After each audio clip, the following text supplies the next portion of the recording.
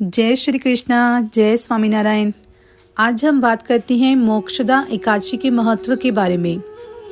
धर्मराज युधिष्ठिर कहने लगे, हे भगवान, मैंने मार्गशीर्ष कृष्ण एकादशी अर्थात उत्पन्ना एकादशी का सविस्तार वर्णन सुना। अब आप कृपा करके मुझे मार्गशीर्ष माह के शुक्ल पक्ष की एकादशी के विषय में भी बतलाइए। इस एकादशी का क्या नाम है, इसके व्रत का क्या विधान है, इसकी विधि क्या है, इसका व्रत करने से किस फल की प्राप्ति होती है, कृपया यह सब विधान पूर्वक कहिए। इस पर भगवान श्री कृष्ण बोले, यह व्रत मोक्ष देने वाला अर्थात चिंतामणि के सब समान कामनाएं पूर्ण करने वाला है, जिससे आप अपने पूर्वजों के दुखों को खत्म कर सकते हैं। इसका महात्म्य मैं तुमसे कहता हूँ, ध्यान पूर्वक सुनो। मोक्षदा एकादशी व्रत कथा। गोकुल नाम के नगर में विखानस नामक राजा राज्य करता था। उसके राज्य में चारों वेदों के ज्ञाता ब्राह्मण रहते थे। वह राजा अपनी प्रजा का पुत्रवत पालन करता। एक बार रात्रि में राजा ने स्वप्न में देखा कि उसके पिता नरक में हैं। उसे बड़ा आश्चर्य हुआ। प्रातः वह विद्वान ब्राह्मणों के पास गया और अपना स्वप्न सुनाया। कहा, मैंने अपने पिता को नरक में कष्ट उठाते हुए देखा है। उन्होंने मुझसे कहा कि हे पुत्र, मैं नरक में पड़ा हूँ, यहाँ से तुम मुझे मुक्त कराओ। जब से मैंने ये वचन सुने हैं तब से मैं बहुत ही बेचैन हूँ, बहुत चिंता में हूँ। चित्त में बड़ी अशांति सी हो रही है। मुझे इस राज्य, धन, पुत्र, स्त्री, हाथी, घोड़े आदि में कुछ भी सुख प्रतीत नहीं होता। क्या करूँ? राजा ने कहा, हे ब्राह्मण देवताओं, इस दुख के कारण मेरा सारा शरीर जल रहा है। अब आप कृपा करके मुझे कोई तप, दान, व्रत आदि ऐसा कोई उपाय बताएं जिससे मेरे पिता को मुक्ति मिल जाए। उस पुत्र का जीवन व्यर्थ है जो अपने माता पिता का उद्धार न कर सके। एक उत्तम पुत्र जो अपने माता पिता तथा पूर्वजों का उद्धार करता है, वह 1000 मूर्ख पुत्रों से अच्छा होता है। जैसे एक चंद्रमा सारे जगत में प्रकाश कर देता है, परंतु हजारों तारे नहीं कर सकते।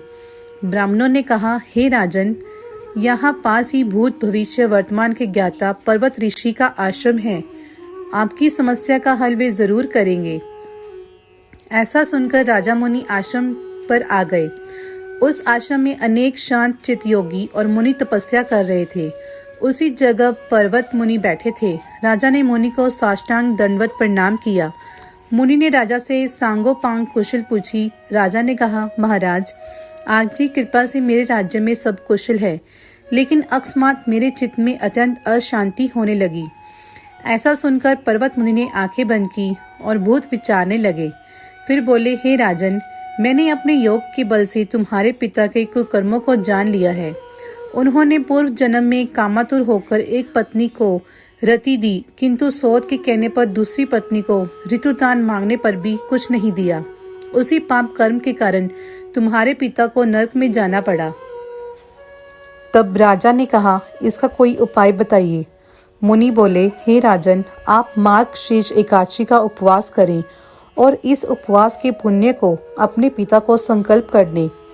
इसके प्रभाव से आपके पिता की अवश्य नरक से मुक्ति होगी। मुनि के ये वचन सुनकर राजा महल में आया और मुनि के कहने के अनुसार कुटुंब सहित मोक्षदा एकादशी का व्रत किया। इसके उपवास का पुण्य उसने अपने पिता को अर्पण कर दिया। इसके प्रभाव से उसके पिता को मुक्ति मिल गई और स्वर्ग में जाते हुए वे पुत्र से कहने लगे, हे पुत्र, तेरा कल्याण हो। यह कहकर वे स्वर्ग की ओर चले गए।